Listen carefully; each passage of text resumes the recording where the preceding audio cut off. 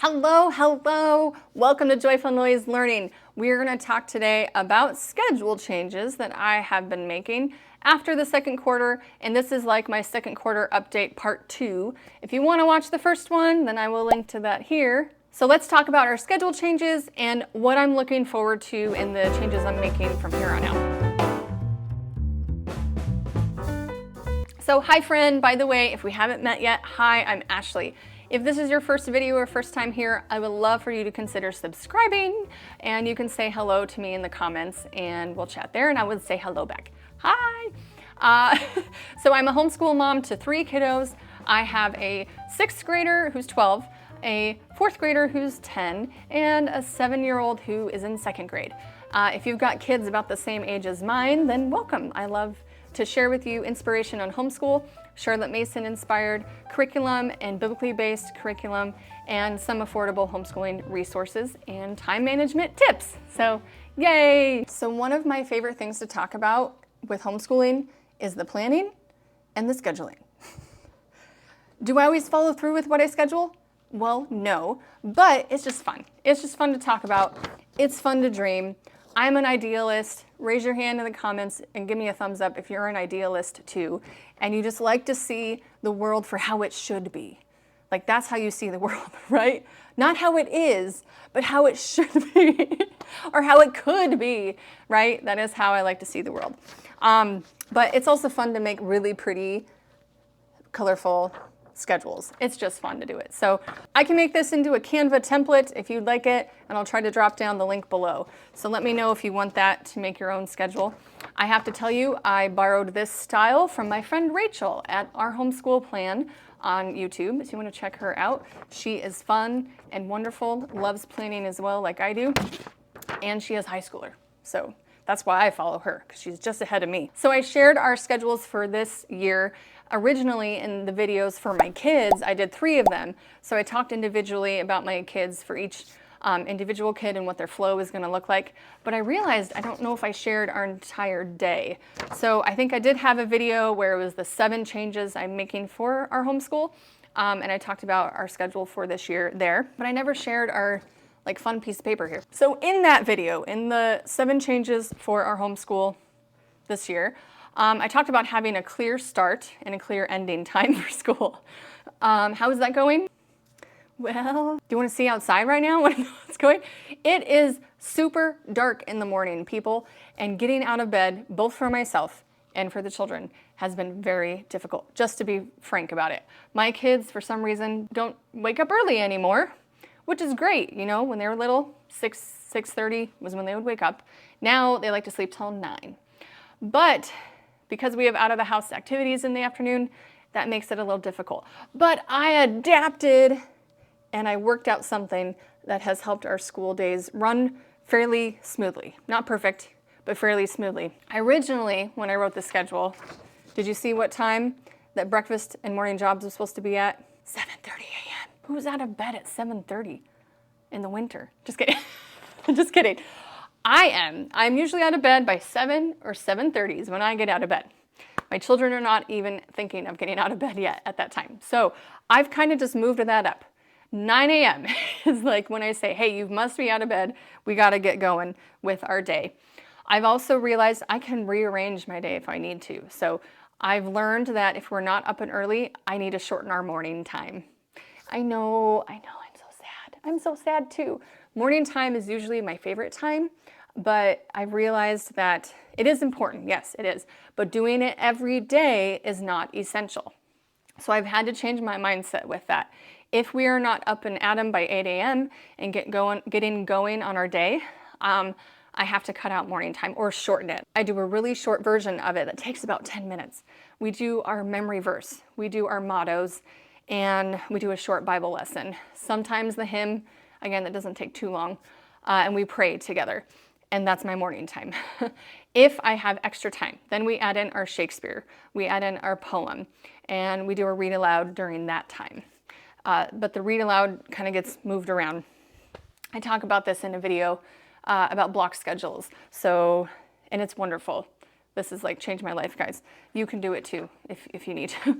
So After that, then they can move into finishing their chores and their individual schoolwork. And starting with my 7-year-old first has helped a lot, because my other two can kind of just get started on their things. Since they're older, they're a little bit better at self-starting. My 7-year-old, if I say, hey, I'll be there in a minute, you know what he does? He goes and plays with Legos. Or he goes and he reads a Calvin and Hobbes book. That's kind of our new fascination. It's right there on the coffee table. And then it's really hard to be like, come on, let's go start school. Let's go start school. So I do math with him right off. So anyway, that's what's helped us a lot and what's going fairly well with our schedule. And here's the kicker. Here's what I changed. And I decided that it's changed our days and helps take some of the pressure off of me bugging everybody to do their schoolwork. So when we start their individual subjects, 9:30, sometimes 10 o'clock, I say, okay, you have until this time to finish your work, depending on the day where we have to go, what time lunch is, stuff like that. If they finish it during that time, great. Then they're done. They don't have to worry about their individual work anymore. If they do not finish, they must stop. We have to stop and then do our either group subjects or our read aloud, or we go to lunch, or we do our lunch, and then we have to leave the house and go somewhere. Then they have to finish that school later in the afternoon.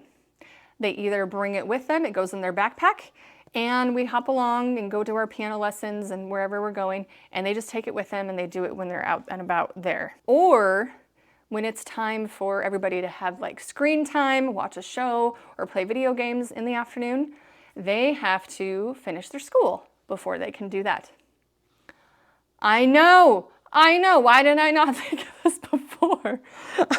I've heard of this from other homeschool moms, and I never implemented it before this strictly this year, and it has been a game changer.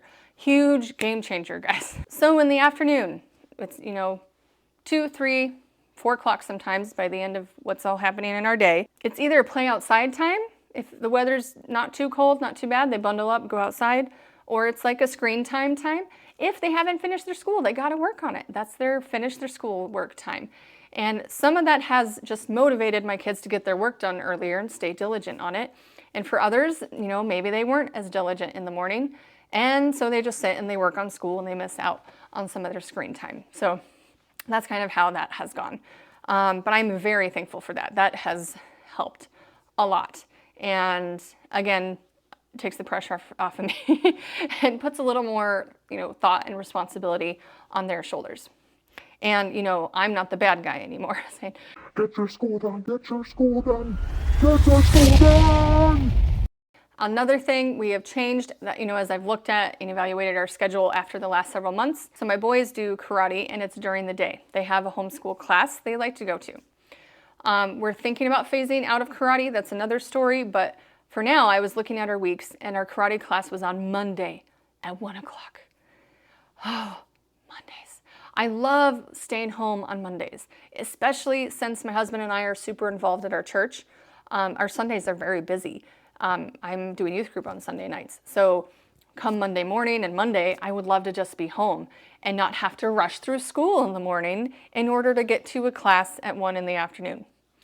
And that's what was happening for a few months. And I was like, it was just, we weren't having that just relaxing, let's do read aloud together, let's be in our pajamas in the living room time. We just weren't getting that I really like. So it was getting me up and getting me out, but I prefer a slower Monday. My kids do too. We just prefer that in our family. So, or not necessarily slower, but just like home all days. So I can get caught up on some of my home chores and not be, Nazi mama. So I found out there's an afternoon class on Tuesday for karate, and we decided to move to that class. We were a little bit bummed because the boys were going to miss their friends that were in that Monday class, but it really just opened up just 2 days, guys, 2 days. So that means we have Monday home all day and then Tuesday home all day until about 3. That's almost an entire day of school. That's like an entire day of school there. And we're able to have 2 full days of school instead of being broken up in the middle of the day on Monday. Speaking of Tuesdays, one last thing, something I'm looking forward to that I felt like I wasn't able to fit in this last semester. Nature study and art. I know. We love nature study and art in our home usually, but it's been really hard to fit in. Again, with our out of the house activities, our afternoons kind of being taken up with that most days. And I myself have not been super diligent about getting that ready and having them ready for that. So that's my fault. So I'm gonna work on that. But I also needed to schedule a specific time for it. There wasn't really like a time that I had set aside. And we need a good big chunk of time. I like to have at least a couple hours set aside for either nature study or art, instead of just like an hour. An hour doesn't seem enough, you know, or even 30 minutes. Like it needs good time for setup and cleanup, or traveling to go somewhere and coming back home. Does that make sense? So that's something I thought through. And what I realized just this week is that every other week we have co-op on Tuesdays. So on those opposite Tuesdays where we're not having co-op, we're just having a regular school day and we're at home. And I realized just this other Tuesday, just a few days ago, we were kind of just like sitting around and dinking around and wasn't really going super quickly through our stuff, through their schoolwork. And I was like, oh, I could fit art or nature study on these Tuesdays. It doesn't have to be every week. These are subjects that don't have to be every week, but they need to be done. And I want them to be done, and it's been hard to fit them in. So I've decided we're gonna rotate. It's like the loop scheduling thing. Like I'm a big fan of loop schedules. If you wanna know how to do that, I have a wonderful video on that. Wherever that it is. Okay, up here.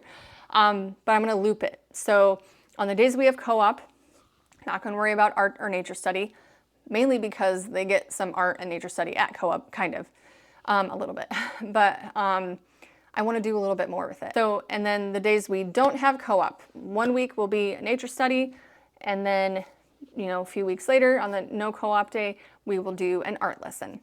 And I have one child that loves art, the other two not as much, but they can definitely do art and enjoy it. So we have been slacking in the art department, and it breaks my heart because we really loved it for a long time and we've kind of gotten out of it. But we're getting back into it now, people. We're getting back into it.